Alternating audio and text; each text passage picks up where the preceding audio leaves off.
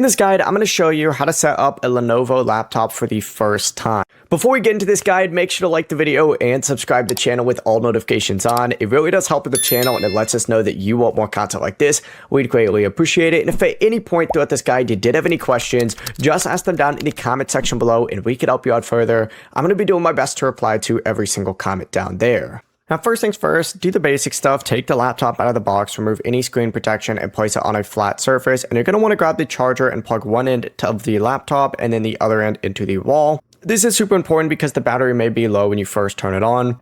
But from here, just find the power button, hold down on it. In many Lenovo laptops, it's in the top right of the keyboard, but select it, release it, wait for it to turn on, and it's going to boot into the Windows setup screen where you need to choose your country or region, select your keyboard layout, and of course, you can add a second keyboard if you want, or just hit skip if you don't want to do that.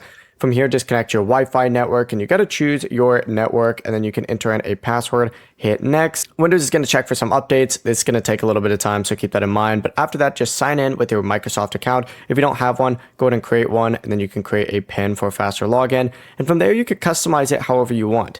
If you had an old Lenovo PC and it was hooked up to your Microsoft account, it's going to ask you if you want to go ahead and set this up as a new computer. You can do that, or you can restore from the old PC. It's up to you. But after you do that, you're completely good to go. You can go through a bunch of optional setup screens like Lenovo registration, phone syncing, stuff like that. You don't need to do it, but it is an option for you. Before you leave this guide, make sure to like the video and subscribe to the channel with all notifications on. It really does help the channel and it lets us know that you want more content like this. We'd greatly appreciate it. And if at any point throughout this guide you did have any questions, once again, ask them down in the comment section below and we can help you out further. I'm going to be doing my best to reply to every single comment down there. Have a great rest of your day though.